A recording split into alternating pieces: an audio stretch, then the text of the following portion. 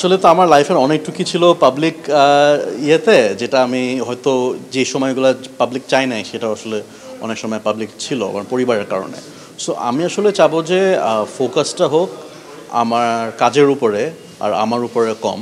এর জন্যই হয়তো আমাকে দেশের থেকে হয়তো বাইরের ফেস্টিভ্যালে একটু বেশি দেখবেন, ওখানে পাবলিসিটি একটু বেশি করতে ভালো লাগে, কারণ ওখানে আসলে দেশের বাইরে মানুষ আমাকে আমার কাজের জন্য চিনে, আমার নাম বা আমার পরিবারের জন্য একটু কম চিনে।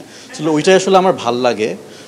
অনেকজন আছে যারা হয়তো খুব সেলিব্রিটি হতে পছন্দ করে বা ইনফ্লুয়েন্সার হতে পছন্দ করে, যে চাবে যে অ্যাটেনশনটা নিজের উপর, নিজের অনেক কন্ট্রোভার্সি বা ইয়ে থাকবে। আমি চাবো হচ্ছে যে যতটুকু কাজের উপর ফোকাসটা আনা যায় তত ভালো আসলে। বেশ ভালো লাগছে। 800 জনের মতো সাবমিশন করেছে ঢাকায়, দেখে খুব ভালো লাগলো যে এতজন ফিল্ম মেকিংয়ে ইন্টারেস্টেড।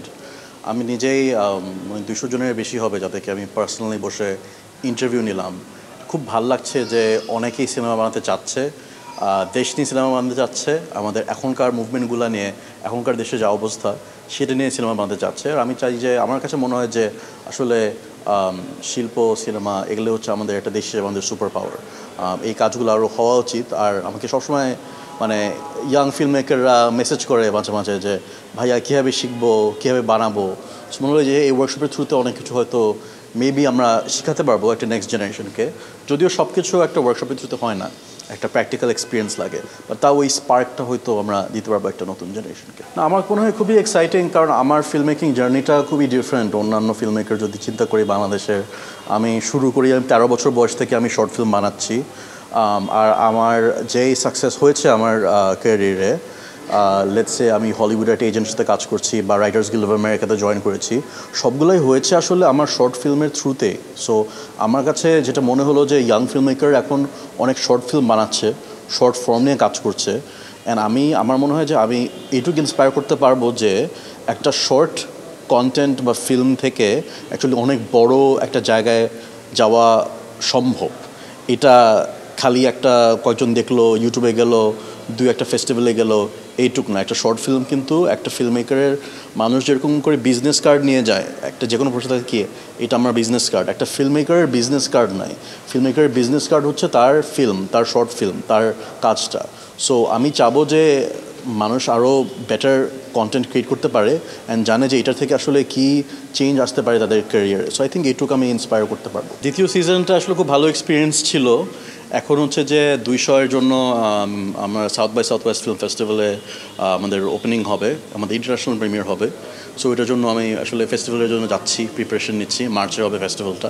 এখন আসলে ওই আনন্দই আছি যে ইন্টারন্যাশনাল অনেকদের সাথে মানে সেকেন্ড সিজনটা দেখবো, রেসপন্সটা কেমন দেশে দেখলাম, দেশের বাইরের রেসপন্সটা দেখবো। মেবি যদি ওইটা ইন্সপায়ার করে একটা সিজন 3-এর জন্য দেখা যাক। এই মুহূর্তে প্ল্যান নাই সিজন 3, এই মুহূর্তে অন্যান্য প্রজেক্টস নিয়ে একটু প্ল্যান করছি। যদি 200 দেখে থাকেন, ওইটার লাস্ট এপিসোড হচ্ছে বেসুরার নাম। ওই বেসুরা এপিসোডটা হচ্ছে আমি বলবো সত্যজিৎ রায়ের হীরক রাজার দেশে থেকে ইন্সপায়ার্ড। এটা একটা গ্রামে হয় গল্পটা, যে গ্রামে হচ্ছে সবাই সুরে সুরে কথা বলে, ছন্দে ছন্দে কথা বলে, গোপীকাইন বাঁকাবাইন বা হীরক রাজা দেশে ওইটার মতো।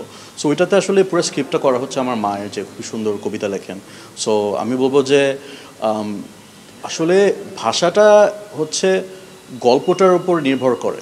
যদি গল্প ডিম্যান্ড করে যে এখানে খুব সুন্দর ছন্দে ছন্দে খুব একটা সুন্দর বাংলা থাকবে, ওটা থাকবে।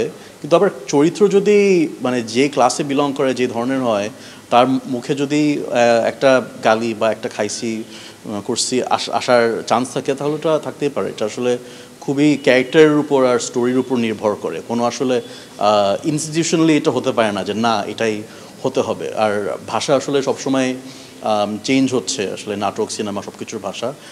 এটা থেকে আমার কাছে মোর ইন্টারেস্টিং যে আমরা কি আমাদের গল্প বলার ল্যাঙ্গুয়েজটা কি চেঞ্জ করতে পারছি নাকি। কারণ ওইটাই আসলে সিনেমার ভাষা হচ্ছে যে ভিজুয়ালটা, যে ভিজুয়াল ল্যাঙ্গুয়েজটা কি আমরা মানে ইমপ্রুভ করতে পারছি নাকি, এটা ভালো দিকে নিতে পারছি নাকি। সো আমার মনে হয় যে খালি কি আচ্ছা খালি ওই ভাষা না চিন্তা করে আসলে সিনেমার ভাষাটা নিয়ে আমাদের আরও ভাবা উচিত।